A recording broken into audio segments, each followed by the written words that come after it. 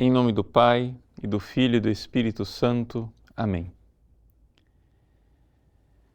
Inspirai, ó Senhor, as nossas ações e ajudai-nos a realizá-las, para que em vós comece e para vós termine tudo aquilo que fizermos por Cristo, Senhor nosso. Amém. Santa Maria, Mãe de Deus, rogai por nós. Em nome do Pai, do Filho e do Espírito Santo. Amém. Muito bem, estamos no nosso curso a respeito de pornografia e masturbação. Nas duas primeiras aulas nós falamos, em primeiro lugar, das questões que foram descobertas pela neurociência, não é? Todo o aspecto neurológico do vício da pornografia e da masturbação, que se torna uma verdadeira dependência, não é? Uma adicção. Muito bem. Na segunda aula nós falamos dos aspectos sociais e emocionais, mostrando que do outro lado da tela tem também pessoas e que exatamente esse relacionamento pervertido entre o consumidor da pornografia, que não tem minimamente noção de que do outro lado tem uma pessoa realmente, tem somente uma imagem a ser desfrutada, faz com que a pessoa deixe de amar. Na realidade, ali vai se matando o amor. Para você notar o que é que nós fizemos, digamos assim, no fundo, nós estamos analisando um pouco por camadas, mas sem que uma coisa exclua a outra. Claro que a gente transita nas várias faixas, digamos assim, da vida humana.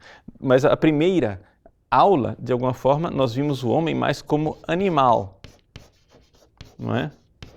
Embora nunca é somente animal. Nenhum animal cairia nesse tipo, né, de dependência como o homem cai, exatamente porque o homem tem alma. Então ele é capaz de fazer sexo de uma forma desregrada como nenhum animal faria, não é?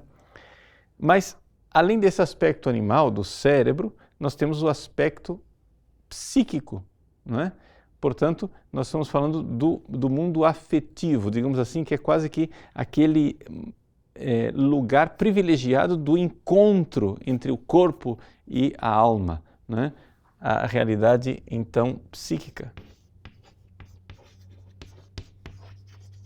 O homem, enquanto homem em si mesmo, né? Poderíamos colocar aqui que aqui o homem, nesse aspecto, é propriamente homem. Só que hoje nós vamos subir de nível e vamos falar da parte espiritual.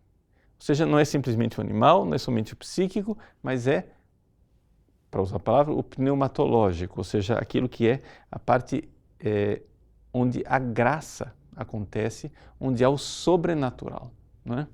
Então, entramos aqui na ligação, no lugar do encontro entre o homem e Deus. E, portanto, aqui nós entramos propriamente no Espírito. Então, essa é um pouco a ideia das três aulas, como é que elas foram divididas. Então, podemos dizer aqui que nós temos o homem considerado mais no aspecto animal, depois o homem mais no seu aspecto humano e agora o homem mais no seu aspecto divino, o seu relacionamento com Deus. Então, o animal, homem, Deus. São as três ênfases que a gente poderia colocar. Bom, como eu já anunciei na aula passada, a doença espiritual que nós vamos analisar hoje é a assídia. Não é? O que é assídia? Em primeiríssimo lugar, porque a palavra é estranha. A palavra assídia, ela muitas vezes é traduzida como preguiça, às vezes como tristeza, com várias conotações e interpretações, mas é uma palavra que vem do grego, não é? Akedia. A akedia, a assidia, né, vem do grego. Se a gente for olhar a etimologia, a palavra kedo quer dizer cuidar. Eu descuido, a pessoa não cuida, ela não se preocupa, né? Tem todo esse aspecto. Esse é o lado etimológico da palavra, mas na verdade não diz tudo. O que é realmente então a assídia? Vamos primeiro começar dizendo que isso que eu vou apresentar para vocês, vocês podem basicamente olhar num artigo escrito por Rebecca de Jong, está aí em PDF, vocês podem baixar. Ela é do Calvin College e ela escreveu um artigo em inglês chamado Assídia's Resistance to the Demands of Love. O título já dá uma boa dimensão do que é a assídia. É a resistência que a pessoa tem às exigências do amor. Aquinas on the Vice of Sloth. Então, São Tomás de Aquino a respeito do vício da preguiça. Não é? São aqui 39 páginas. O material é muito importante, esse que é apresentado pela Rebecca de Jong. Acho que valeria a pena para aqueles que sabem inglês e que querem conhecer Tomás de Aquino, porque é interessante como Tomás de Aquino pega a tradição, né? Toda a evolução. Eu não vou aqui gastar tempo explicando isso, mas a evolução passando por Evagrio Póntico, que foi praticamente o primeiro que codificou essa questão da assídia, depois trouxe para o Ocidente o João Cassiano, isso passaram-se os séculos, Tomás de Aquino então pega o melhor da tradição e explica da forma genial como só ele consegue explicar. Se você quiser um artigo que fale da relação entre a assídia e a pornografia em si, existe um artigo de um filósofo alemão, mas que mora nos Estados Unidos, chamado Reinhard Hütter, né? Que ele publicou na famosa revista First Things, né? Uma revista que foi fundada pelo padre Neuhauser. Pornography and Assyria, Pornografia e Assídia. Foi publicado em 2012, você encontra no site de graça, mas tem também em formato Kindle, pagando acho que $2, você lê no seu Kindle, sublinha, faz tudo, né? É um artigo interessante aqui. Outros livros, se a gente tiver tempo, a gente apresenta no final. Não quero perder muito tempo nesses prolegômenos aqui na iniciação. Vamos direto ao assunto. O que é a assídia? Bom, eu vou tentar transmitir para vocês sem muitas coisas técnicas, acadêmicas, aquilo que Tomás de Aquino nos explica e aplicar isso para a pornografia, para que a gente entenda a doença em si. Para Tomás de Aquino, a assídia é um tipo de tristeza.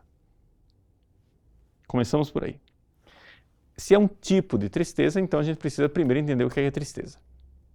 Ora, a tristeza é a reação, não é, da pessoa, do ser humano, diante de um mal. O mal presente cria tristeza. Ok? Então, o mal está aqui, a morte, eu fico triste. Alguma coisa ruim para mim, eu fico triste, é a reação. Assim como a reação diante de um bem é alegria, né? Você vê algo que é bom, vem a alegria. Aí você já começa a ligar com a nossa primeira aula lá, que nós falamos da questão do cérebro, como a vida da pessoa que entra dentro do vício da pornografia é uma vida que fica triste, né? Uma vida marcada pela tristeza. Pois bem, vejam, é uma tristeza, é um tipo de tristeza. Mas que tipo de tristeza? O que é que causa esta tristeza para que ela seja assídia e não uma tristeza qualquer, não simplesmente uma questão de depressão?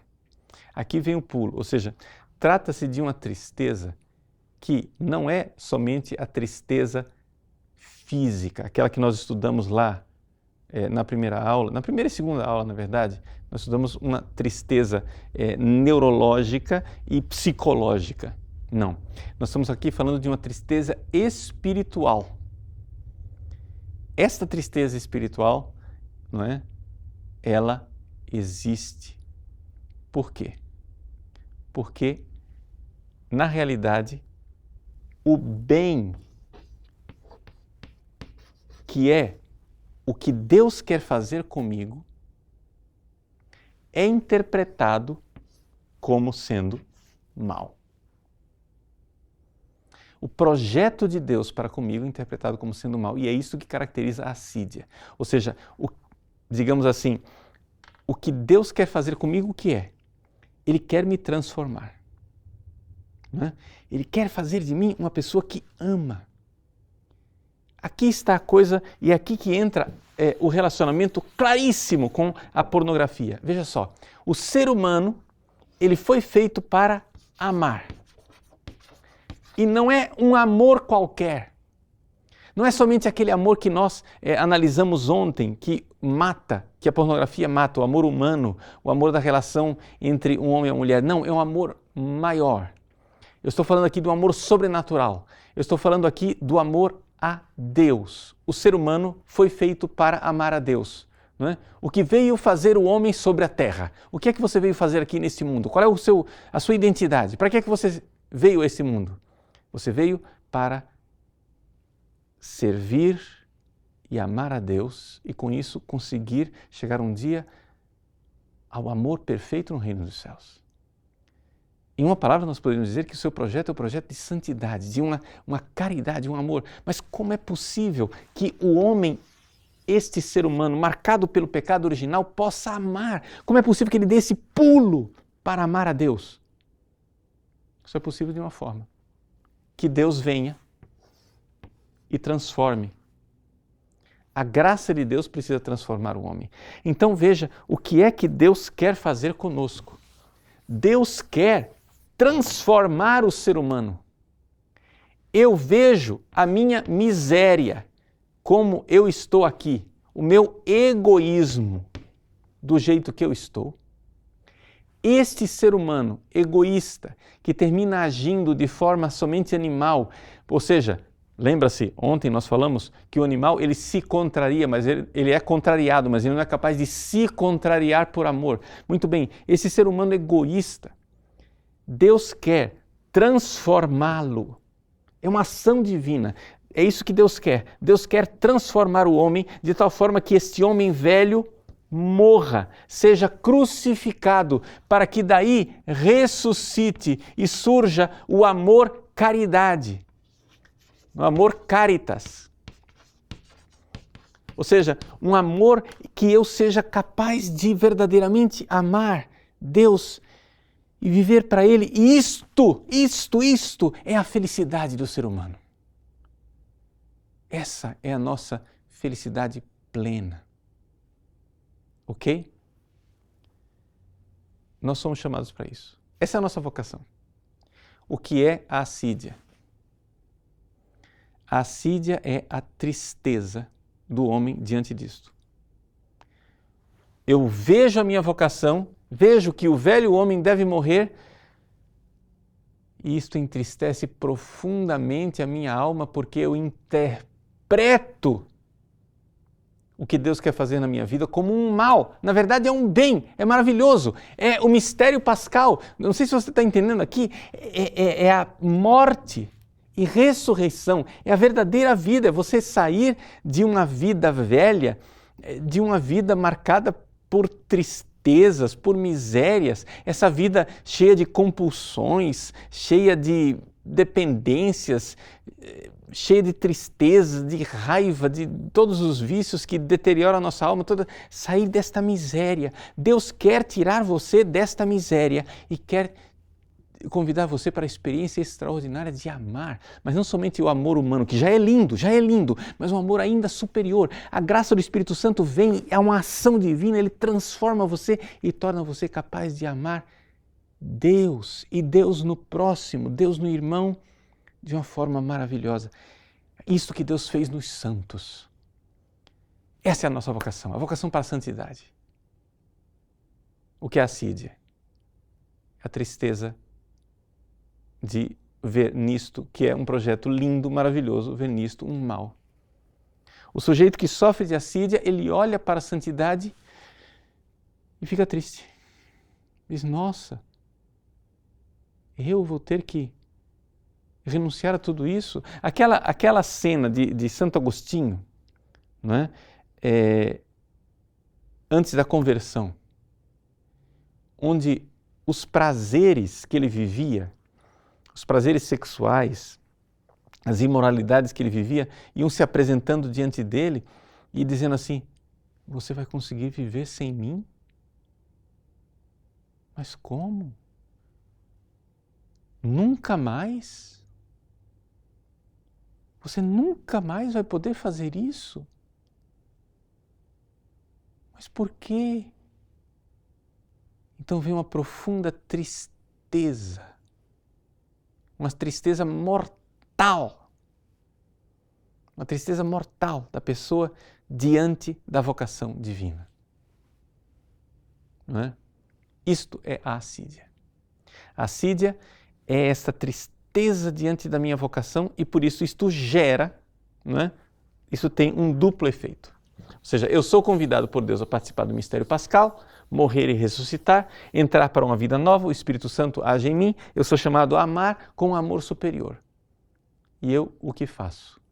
Viro as costas para a minha vocação verdadeira, não é? E tenho uma dupla reação. Não é? Primeira reação, diante de Deus que me chama a isso, que me chama à virtude, que me chama ao amor, o ressentimento.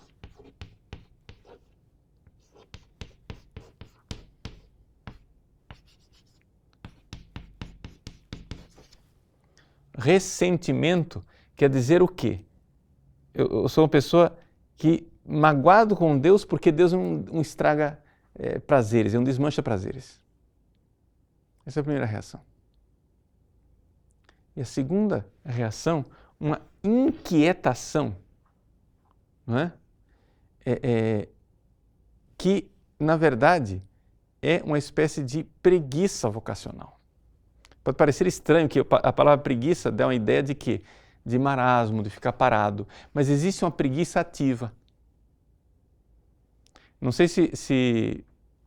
Bom, vou escrever aqui a palavra, não é? Preguiça. Mas veja, não sei se você já se autoanalisou. Eu sei disso porque eu tenho uma tendência ao ativismo. E o que é o ativismo? É uma preguiça vocacional. Mas como, padre? O senhor faz tanta coisa, o senhor trabalha o tempo todo, o senhor faz tanta coisa? Sim, eu faço muita coisa. Mas a gente, muitas vezes, se enche de coisas para não fazer aquela coisa que você sabe que você tem que enfrentar e você não quer enfrentar. Por exemplo, você enche a sua agenda de coisas porque você não quer rezar. Para você ter uma desculpa de dizer, não tive tempo de rezar. Quando na verdade aquela única coisa que importava, você tem preguiça de fazer. Ir lá amar Deus. Então veja que atrás do ativismo se esconde a preguiça. Não é? Então essa é uma preguiça que é uma preguiça inquieta. Então vejam só, por que é interessante isso daqui que eu estou dizendo? Por quê?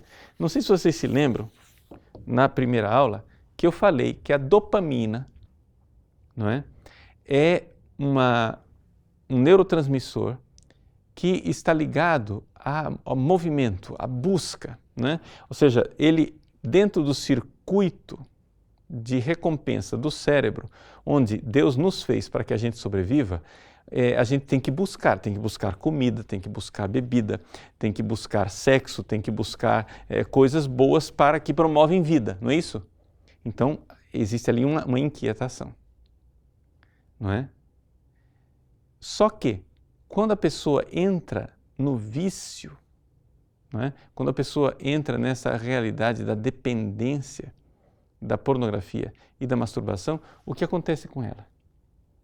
Acontece uma inquietação. Ela vai buscando, clicando de um site para o outro, clicando, buscando, clicando, ela não para.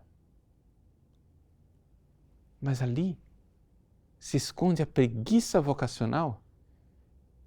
Você está usando a sua energia de busca, quando na verdade você deveria estar buscando Deus.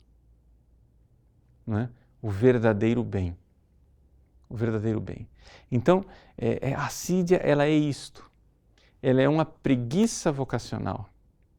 Eu não quero a santidade.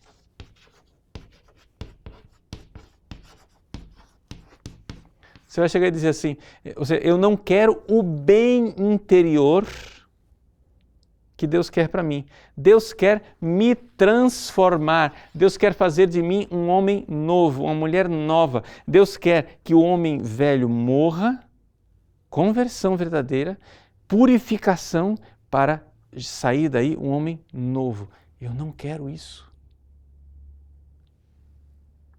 A cena do Antigo Testamento que melhor descreve isso daqui é o povo de Israel no deserto. O povo de Israel no deserto, depois que Deus libertou o povo, eles saíram do Egito, atravessaram o Mar Vermelho, passaram 40 dias, atravessaram o deserto, não teve 40 anos ainda, pera lá,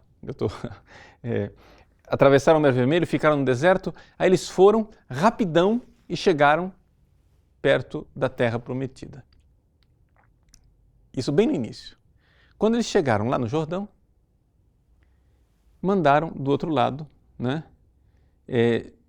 algumas pessoas para ver, batedores, digamos assim. Eles mandaram para sondar, vai lá sondar para ver como é que é aquela terra. E os caras voltaram de lá contando lorota, dizendo, olha gente, lá do outro lado, os caras são gigantes. Você está vendo aqui essa melancia? Não é melancia não, cara, isso é um bago de uva, o negócio lá, tudo é grande. Se a gente for lá, nós vamos nos dar mal. E o povo de Israel não quis entrar na terra prometida. Eles não quiseram. E por isso Deus os castigou a vagar 40 anos no deserto, castigo o qual, diga-se de passagem, era exatamente o desejo do povo. É interessante isso. O pessoal diz assim, Deus não castiga. Bom, sabe qual é o maior castigo que Deus faz? Ele nos abandona aos nossos desejos. Ele nos concede, às vezes o pior castigo que Deus pode nos dar é nos conceder aquilo que nós queremos. O povo não queria entrar na Terra Prometida. Começou, chegaram lá nas portas da Terra Prometida e disseram, não vou, não quero, isso é assídia. Ou seja, você vê a vocação que Deus pôs para você está vendo lá o que Deus quer para você e você diz, não quero, não vou. Não, isso é demais. Deus está exigindo demais. Deus está querendo demais. Você não vai para a santidade. Você não dá o passo. Você tem preguiça de ser santo. E por isso, por causa dessa preguiça, você prefere ficar feito um maluco, vagando no deserto durante 40 anos, ali, zum, zum, zum, zum, zum, zum, zum, clica daqui, clica dali, se masturba, faz uma farra masturbatória, faz tudo o que você vai, eu estou buscando. O que você está buscando? Estou buscando felicidade. Onde? No deserto, onde não está. E você vive a pena, a desgraça, a miséria de um deserto, de uma vida triste. É este o problema espiritual. Quantas e quantas pessoas não largam o vício da pornografia por uma simples razão? Querem, mas não querem pagar o preço. Por quê? Por que uma pessoa que está lá às portas da Terra Prometida, é tão fácil, é só dar um passo, entrar. Por que ela não quer entrar na Terra Prometida? Porque ela não quer pagar o preço do amor. Porque o preço do amor significa a morte do homem velho. Ela não quer que o homem velho morra, ela fica negociando. Não sei se vocês notam isso em nós, isso existe em mim, isso existe em mim, isso existe em você. Nós ficamos negociando e dizendo para Deus, Deus, eu entrego tudo, mas isso aqui a gente fica com aquela reserva técnica. Isso daqui eu não quero entregar, isso aqui eu não quero dar. Ou seja, você no fundo não quer o projeto de Deus para você. E você então é tomado por essa tristeza. essa tristeza de não querer as coisas de Deus cria a inquietação, né? É por isso que existe um livro do Enzo Bianchi, um livrinho dedicado a essa questão da assídia, e ele colocou um subtítulo, não me lembro exatamente o subtítulo, mas ele diz assim, um mau relacionamento com o espaço. A assídia com um mau relacionamento com o espaço. Por quê? Porque se você for ver os primeiros monges, né, o primeiro que desenvolveu alguma coisa sobre a assídia foi o Evagrio Pôntico, né? Monge no deserto do Egito, mas tinha nascido lá no Ponto, na Turquia, mas depois Evagrio Pôntico, então, quando falou da assídia pela primeira vez, o que é que ele disse? Né? Que o monge, quando ele é assidioso, ele não quer ficar na cela dele, ele não quer ficar no mosteiro, ele quer ir para a cidade, ele quer passear, né? Ou seja, os assidiosos hoje são os que mais alimentam a indústria do turismo. Entendeu? E que se você não tem dinheiro para o turismo, você tem dinheiro para clicar na internet, aí você vai abrindo um tab, 2 tabs, 3 tabs, vai abrindo novas janelas. Por quê? Porque você não quer ficar onde você está. É uma característica básica da assídia que você odeia o que você tem e você deseja o que você não tem. Você não quer isto, você quer outra coisa. Mas a coisa que você quer, levado pela dopamina, não é o que Deus quer. Não é o projeto de Deus para você. Você fica passeando de buggy no deserto o tempo todo, durante 40 anos, quando o que Deus quer é que você cruze a Terra Prometida, entra na Terra Prometida, para com esse negócio, rapaz. Isso não vai te satisfazer. E o que é pior, sabe o que é pior? Você sabe que não vai satisfazer você. Né? Quem quiser aprofundar essa coisa da assídia com relação ao Evagrio Pôntico, tem A che dia il male oscuro, de Gabriel Bunger. Só para citar um livro a mais para vocês, está aí em italiano, para aqueles que leem italiano. Não esperem nenhuma abordagem sobre pornografia e, aliás, não esperem aqui essa elaboração clara de Tomás de Aquino, tá? Nós estamos aqui falando do primeiro sujeito que falou da assídia, que é o Evagrio Pôntico. A igreja amadurece e formula melhor o seu pensamento. Tomás de Aquino é o que eu aconselho para você. Pega a Suma Teológica, pega o De Malo e vai ler Tomás de Aquino com relação à assídia, se você quiser entender a coisa como ela realmente é. Ou então pega esse artigo aí da Rebecca de Jong, né, que está aí mastigadinho também com as fontes para vocês. Vejam, você sabe que você não vai encontrar no pecado a felicidade que você está buscando e, no entanto, você continua insistindo. Você sabe que não vai encontrar no deserto a terra prometida, mas você continua insistindo. Uma outra passagem bíblica que nos explica muito esta questão do que é a assídia é a estátua de Sal, a mulher de Ló. Deus disse para Ló e a sua família, saiam de Sodoma, eu vou destruir as cidades com fogo do céu. Né? E então eles deixam aquela miséria e vão. Né? Eles seguem o chamado de Deus, eles saem da miséria e vão. Mas a mulher de Ló tem saudade da miséria e olha para trás. O assidioso vira estátua de sal, não sai do lugar, porque ele olha para trás o tempo todo. O tempo todo ele quer voltar para a sua miséria e não quer ir para a santidade. Então, você já está entendendo, né, que quando vocês estão entendendo que aqui nós estamos fazendo um upgrade, nós estamos mudando de nível. Por quê? Porque na maior parte dos sites que você for ver alguma coisa com relação à cura da dependência de pornografia, eles vão te dar, não é, técnicas, digamos assim, como é que você faz para se livrar, como é que você faz para se libertar do vício, não é? Os 12 passos e companhia limitada, tudo isso funciona e é bom, mas não é suficiente. O que eu estou propondo aqui para vocês é uma análise muito mais profunda do que está por trás do mal da pornografia e da masturbação, que é uma preguiça de ser santo. Deus não quer que você seja bonzinho.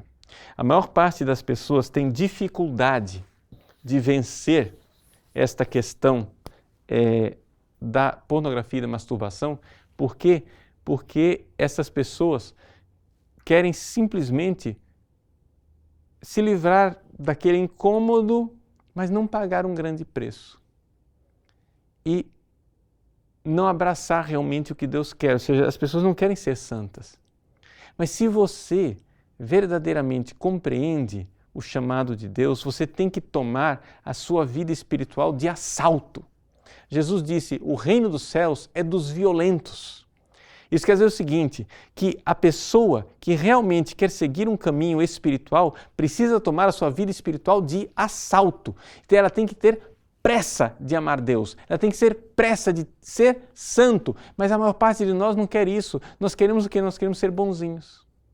Não, chega, aqui já é suficiente, eu já mudei o suficiente. Então, se você fica nessa história do salário mínimo, o que é que acontece? Vai ser sempre muito mais difícil.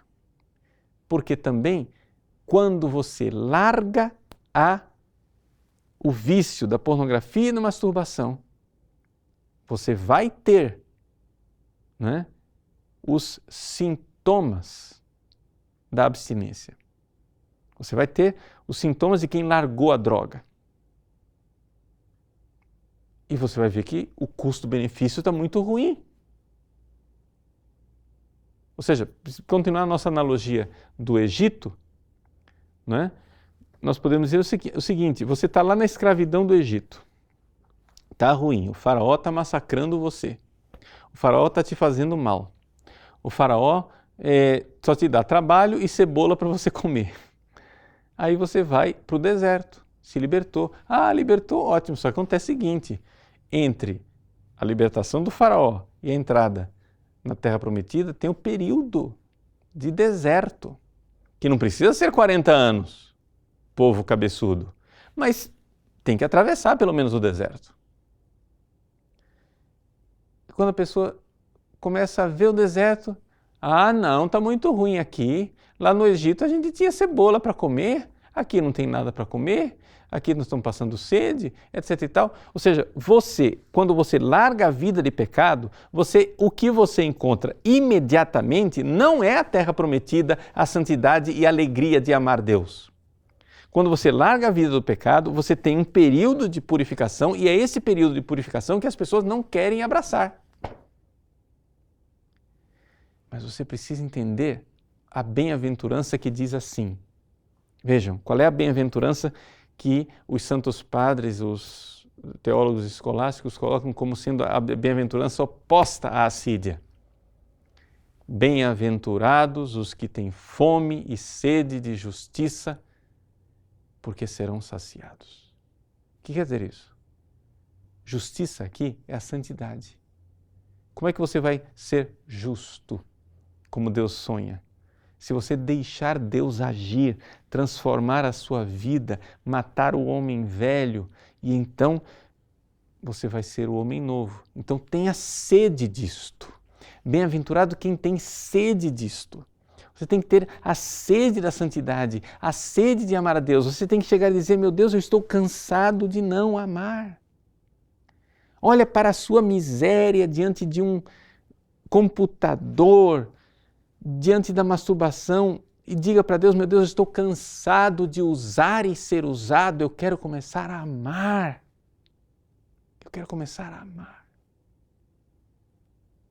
Peça, faça essa oração.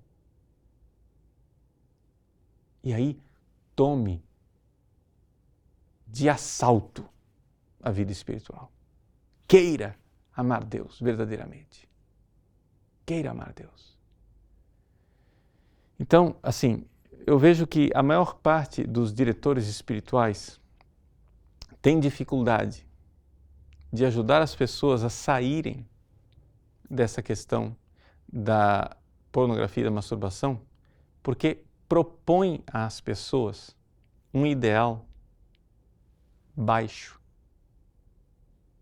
Propõe às pessoas simplesmente uma coisa que depois o sujeito vai analisar o custo-benefício e diz, não vale a pena. Imagina, olha o deserto que eu tenho que enfrentar. Você tem que ter olhos fixos na maravilha que é amar a Deus. Você quer saber o que Deus quer fazer com você? Leia a vida dos santos. Leia a vida dos santos. Veja com que amor Deus trata os seus santos. Sim, eles sofrem, é verdade, mas com que amor eles são transformados em pessoas que amam, e que felicidade de amar já aqui na Terra. Já aqui na Terra. Não é? A Rebecca de Jung, ela fala muito claramente no seu artigo, que diz assim, que para Tomás de Aquino, o que é o problema da assídia? O problema da assídia é o seguinte, e aqui você vê com toda clareza, né, onde que a pornografia entra. Eu quero uma alternativa de amor em que eu não tenha que pagar o preço. Ou seja, eu não tenha que pagar o preço da aliança. Eu só quero usar e ser usado, mas eu não quero aliança com ninguém. Eu não quero o preço de ter aliança com uma pessoa que eu não uso, onde eu não sou usado. Então, como é que a gente consegue isso? Bom, você tem que focar no amor verdadeiro, e não há amor verdadeiro se não há amor a Deus. Santo Agostinho diz com toda clareza, ama muito pouco quem não ama em Deus. Você quer amar a sua família? Ame sua família em Deus. Você quer amar a si mesmo? Ame-se em Deus. Senão, o seu amor vai ser sempre meio defeituoso. Então, é uma realidade de transformação desse amor, que deixa de ser amor entre aspas. Ou seja, não tem coisa que o pessoal mais fala, não é? Nessa questão do sexo desregrado, vamos fazer amor. Mas se tem uma coisa que aquilo não é amor. Aquilo é usar e ser usado. Então, o que é amor? Amor é pagar o preço pela pessoa. Né? Até no nível humano, nós vimos ontem, ou seja, eu me contrariar por amor a outra pessoa. Mas aí quando eu coloco o amor sobrenatural de Deus, eu deixo Deus me transformar e realizar a obra de amor, de tal forma que Ele tira de mim o coração de pedra, coloca o coração de carne, mas eu preciso entrar nesse processo de deserto, de purificação, para ter, então, finalmente, a cura e eu amar de verdade e amar de forma sobrenatural. Ou seja, tem que haver o preço da aliança, ou seja, não há sine effusione sanguinis non fit redemptio, sem derramamento de sangue não há redenção. O sangue aqui é o sangue, não que você precise cortar seus pulsos, não é isso. O sangue aqui é aquilo que você realmente tem para dar para Deus e para as outras pessoas. Ou seja, o amor infinito com que Deus nos amou, quer agora convidar você a um amor. Então, esta preguiça vocacional tem que sair. Né? Você tem que parar de querer ser de Deus e não pagar o preço de largar esses prazerezinhos que estão matando você. Você viu lá na primeira aula como esses prazeres, né? Os prazerezinhos do sexo desregrado são cada vez menores, que infundem uma tristeza cada vez maior na sua alma. Essa tristeza física, essa tristeza que é, na linguagem escolástica, do apetite sensível, ela, na verdade, é simplesmente a forma mais visível de uma realidade ainda mais profunda, que é uma tristeza que não é do apetite sensível, que é do apetite racional, ou seja, da vontade. A tristeza vocacional, que é a assídia, não é? Então, aquele negócio assim meio para baixo, não é? Depois da masturbação, na verdade é simplesmente a forma, a realidade mais visível de uma tristeza ainda mais profunda, uma tristeza ontológica, uma tristeza que vem da raiz do seu ser, porque você não está sendo quem você é chamado a ser. Você é chamado a amar e você está querendo virar animal maluco. É isso que a gente vira quando está no pecado, um animal maluco, ou seja, nós ficamos pior do que os animais. O ser humano no pecado, ele é capaz de fazer coisas que nenhum animal é capaz de fazer. Nós somos capazes de ser mais cruéis do que qualquer animal jamais seria. Nós somos capazes de ser mais devassos do que qualquer animal jamais seria. Nós somos capazes de machucar e ser machucados do que qualquer animal jamais seria machucado. Por quê? Porque por causa da nossa grande vocação. Porque Deus nos fez para Ele, o nosso coração estará inquieto enquanto não repousa nele. Então nós somos chamados realmente a esta realidade.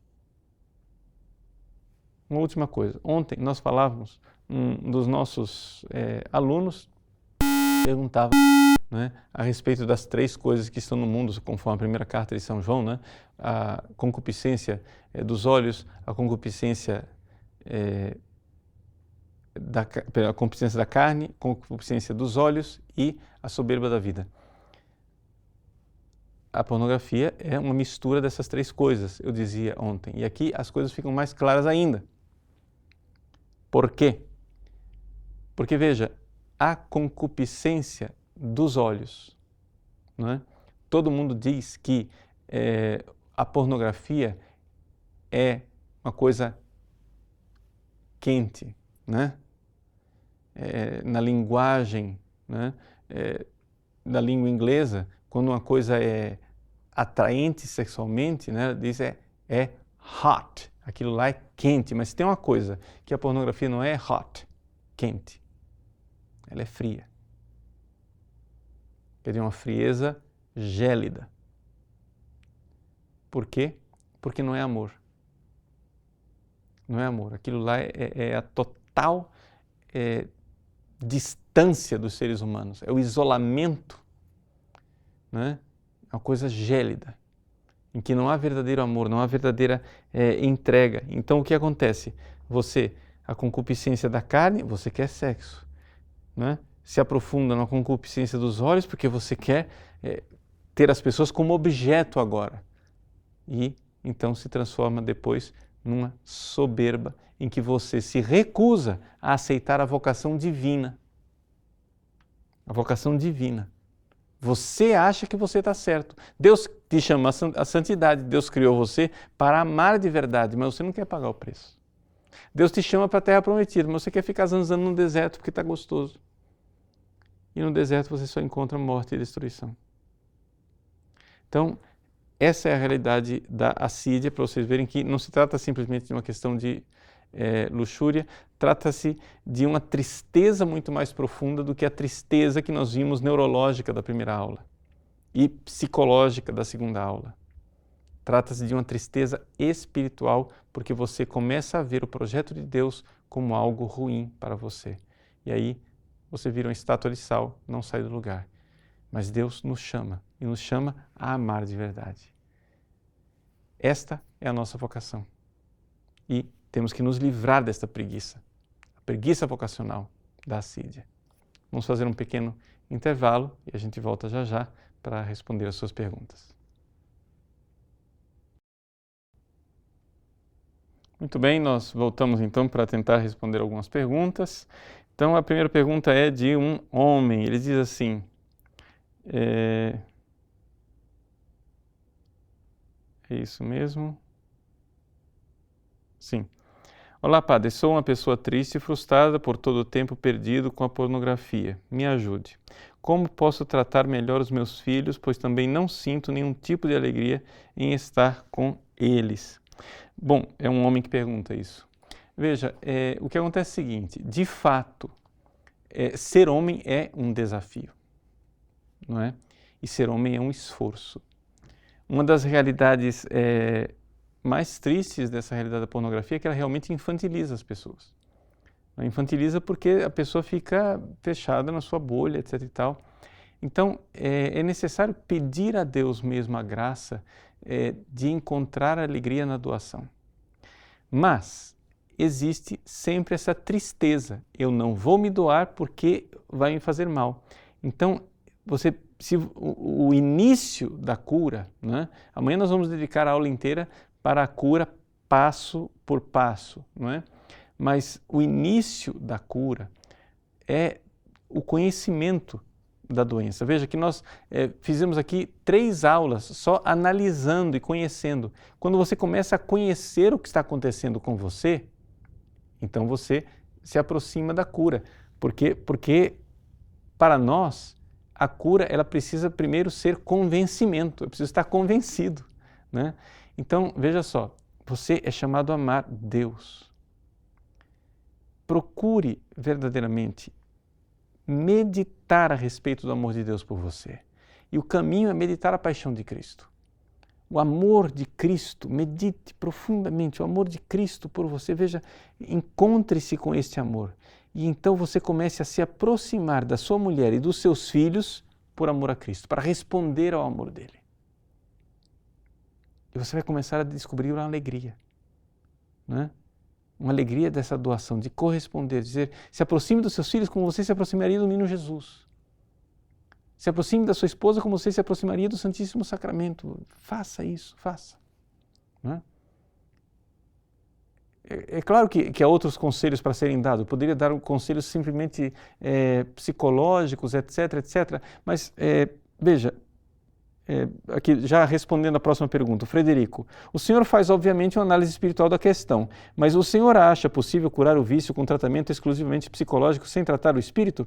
Frederico, é possível tratar o vício sem tratar o espírito. Só que acontece o seguinte, a mesma coisa chega a dizer, é possível ir a pé de Cuiabá ao Rio de Janeiro? Claro que é possível. Não estou dizendo que é impossível. Mas não fica mais fácil de avião? Né? Fica muito mais fácil. Então, assim, por que você vai ficar lutando sozinho quando você tem a graça? Vocês têm os meios da graça de Deus que estão aí para isso. Tá? Então, assim, possível é, só que é uma dureza. É uma batalha, um negócio. Então, por isso, os conselhos que eu dou são espirituais, porque embora eu possa dar conselhos psicológicos também, etc., e tem muitos, assim, existem muitos protocolos, né, de como seguir psicologicamente, etc., etc. Nós vamos acenar um pouco para isso amanhã. Mas, no fundo, não é? Essa coisa de querer resolver só psicologicamente, sem apelar para o espiritual, é um sintoma da assídia. Ou seja, você não quer pagar o preço da santidade. Você diz, não, mas padre, é o seguinte, eu estou entendendo que o senhor está dizendo que o caminho é a santidade, mas não tem um jeitinho da gente resolver isso sem ser santo? Isso aí chama-se assídia. Está entendendo? Então, o Vaticano II nos colocou claramente, nós temos uma vocação universal à santidade, todos os fiéis batizados são chamados à santidade, por que a gente vai renunciar à nossa vocação? Quando Deus quer fazer essa maravilha em nós.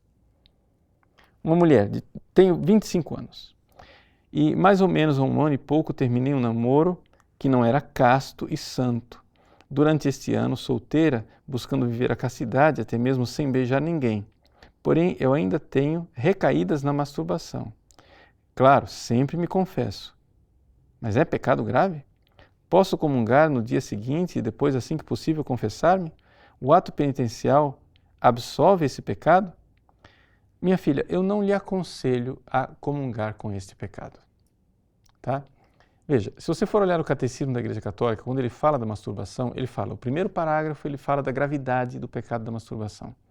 Aí, o segundo parágrafo, ele diz, porém, existem situações psicológicas, sociológicas, etc., que atenuam grandemente a gravidade do pecado. Isso quer dizer que não necessariamente, subjetivamente, a pessoa está em estado de pecado mortal. Só que eu não aconselho que você seja o melhor juiz para julgar isso. Está entendendo? Aliás, eu fico me perguntando se é que existe um juiz aqui na Terra capaz de julgar isto. Porque onde é que está o libertômetro, né? Porque o que faz com que um pecado seja grave é o quê? Que seja, número 1, matéria é grave, a pessoa tenha plena consciência e número 3, a pessoa seja plenamente livre. Bom, a matéria é grave, o catecismo já diz. A consciência você tem, não é? Bom, a única escapatória é que você não seja plenamente livre. Mas onde é que está o libertômetro? Como é que eu vou aferir o quanto essa pessoa foi livre ou não? E depois outra coisa, não é exatamente eu me condenar ao não amar para sempre, dizer eu não sou livre. Mas se você não é livre, você não é capaz de amar, porque para amar é necessária liberdade. Se você se sente capaz de amar, se você vê que você é chamado ao amor, então vamos tentar o caminho do amor. Então se considere livre. E se você é livre, então é melhor tratar esse pecado como grave. Então eu não aconselho você a não confessar antes, não é? Ou seja, siga aquilo que a tradição da igreja já nos coloca. Confesse e comungue. Só que se você cair nisso, não vá andando para o confessionário, vá correndo para o confessionário. Não é? Isso que é importante. Ah, mas é humilhante. Eu sei que é humilhante, mas faça. Não é? E exatamente porque é importante também pôr uma barreira. Porque daquilo que eu vejo, da experiência de confessionário de direção espiritual, um abismo invoca outro abismo, ou seja, a pessoa se confessa, né? E ela se mantém na castidade. Caiu uma vez, olha, esse negócio se reproduz com muita facilidade. Cai uma vez, você cai a segunda, terceira, quarta, quinta, logo em seguida. Então, vá correndo para o confessionário. Né?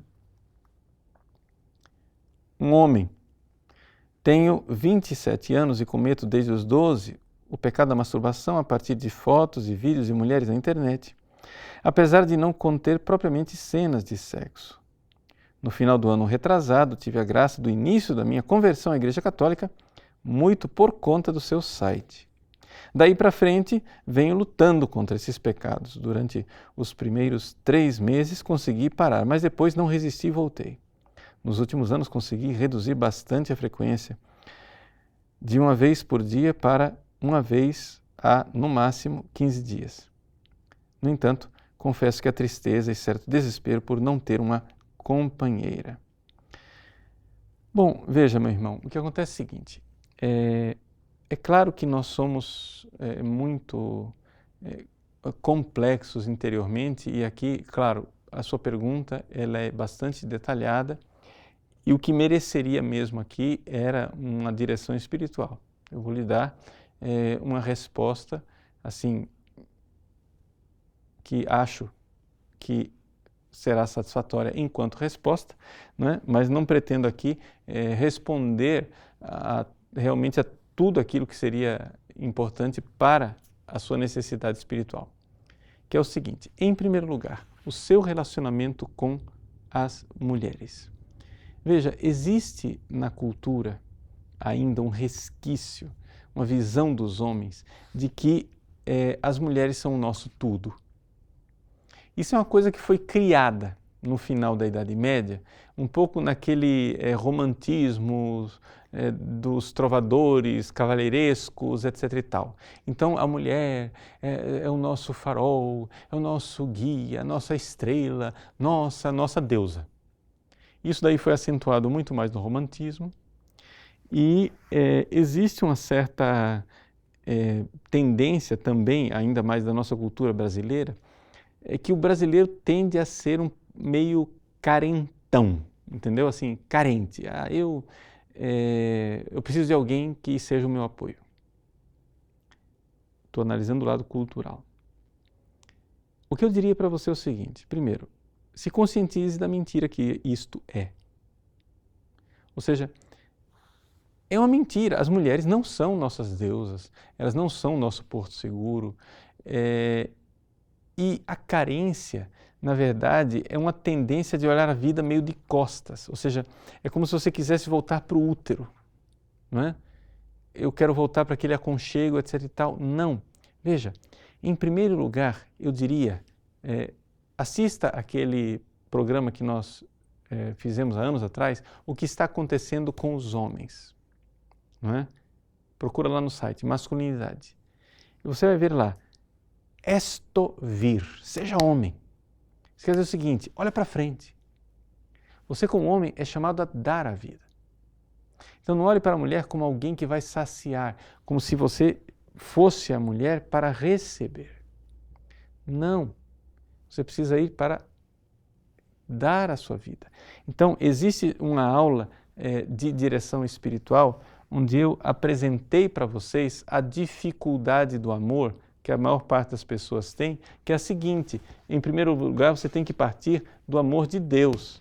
Você tem que chegar e dizer, Deus me ama. Se você não tem isso firme no início, você não vai ter o número 2, que é o eu me amo. E aí você não vai poder partir para um relacionamento verdadeiramente de plena doação, de respeito e de amor, que é o eu amo o outro. Por quê? Porque o amar o outro, na verdade, é amar o outro por causa de Deus. E fechou o ciclo. Esse é o amor curado.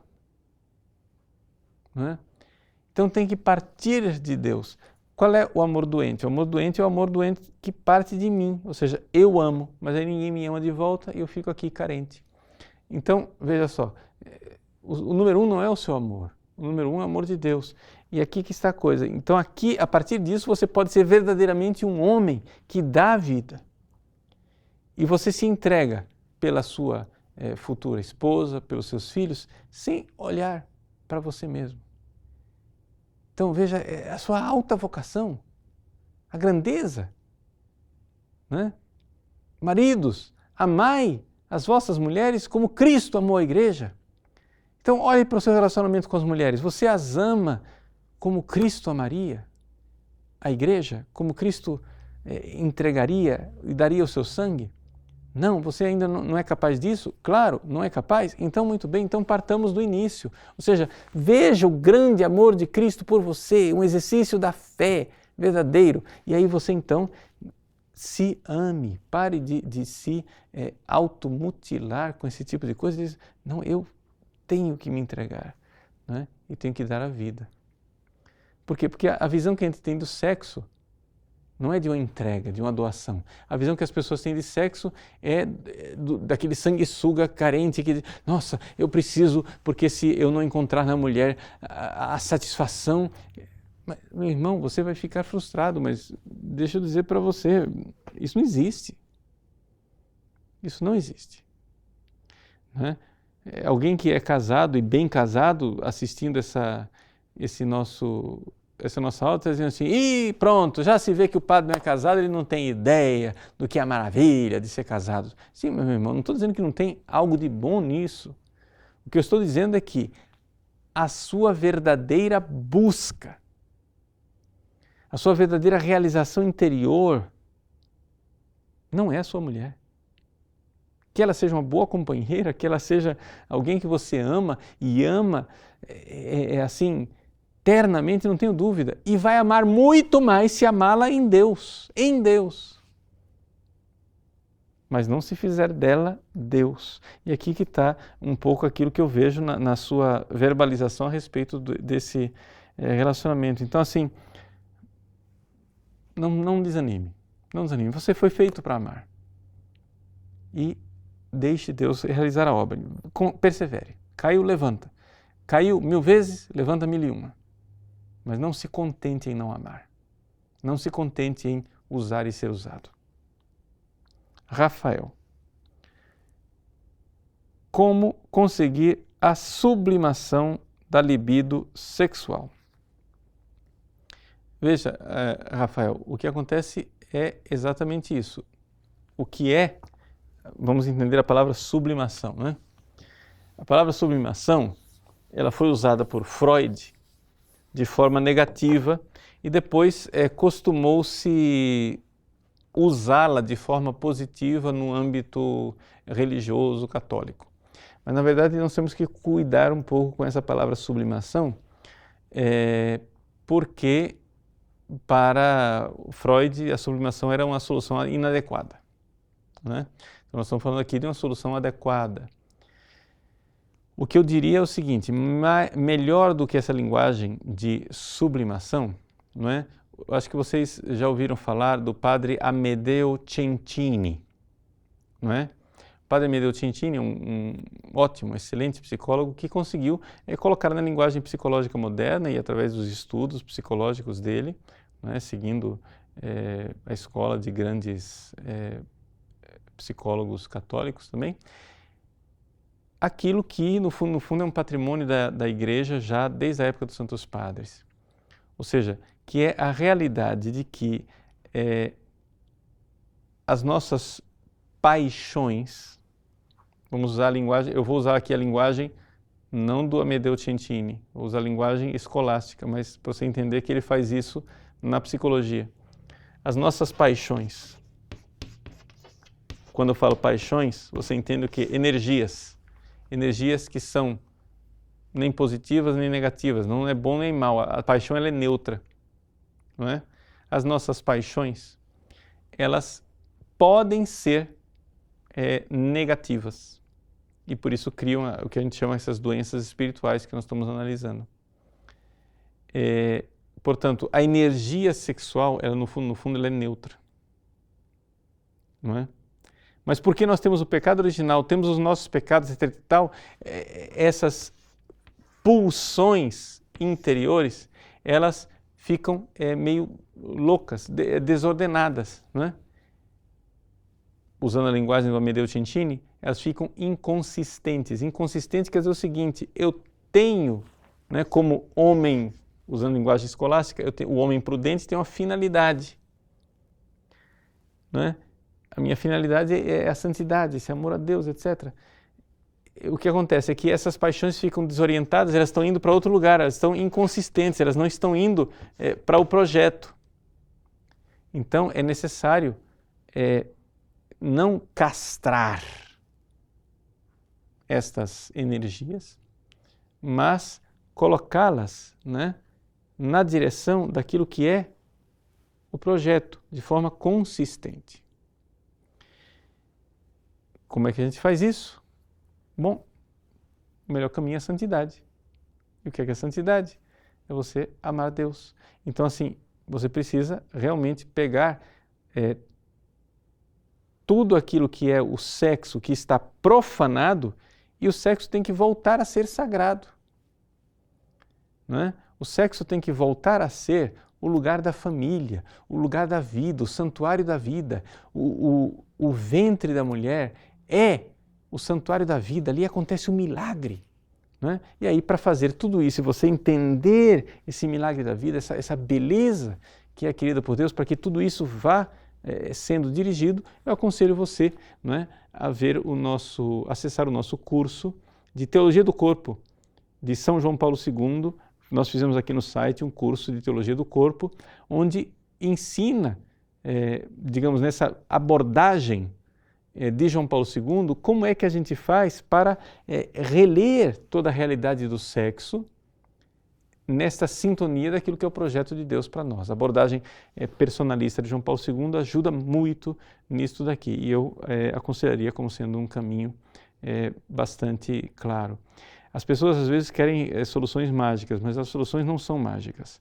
As soluções são soluções humanas, racionais, espirituais e que, de alguma forma, a gente tem que realmente levar o tempo.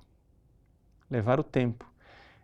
Santo, uma coisa importante, assim, não quero sair das respostas, mas acho que é importante a gente não perder essa dimensão.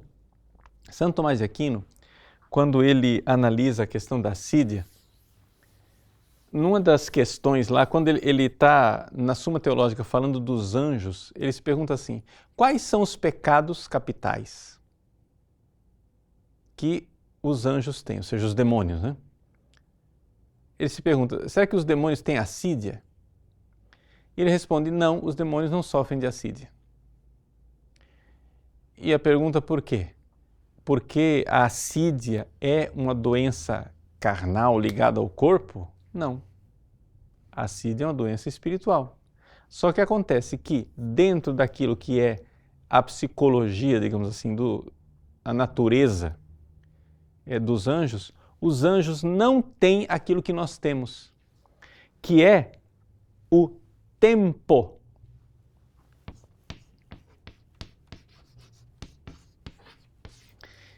Que significa um processo em que nós vamos nos transformando e Deus vai nos transformando espiritualmente e realizando em nós a capacidade de amar. Por isso é necessário tempo. O que é que o assidioso faz? Ele rejeita esse tempo, ele não quer mudar, ele não quer o processo. Ele não quer a purificação, ele não quer pagar o preço de amar de verdade. Então eu prefiro ficar brincando de pornografia do que pagar o preço de amar uma pessoa de verdade e amá-la em Deus, como um santo deveria. Está entendendo? Aqui que está a coisa. Então é realmente essa questão da nossa preguiça vocacional. Então Deus abençoe vocês. Amanhã, se Deus quiser, nós vamos ter a última aula a respeito da terapia, né, desse vício terrível da pornografia e da masturbação. Vamos ver como ajudar as pessoas a saírem desta dependência. Deus abençoe e até amanhã, se Deus quiser. Em nome do Pai, do Filho e do Espírito Santo. Amém.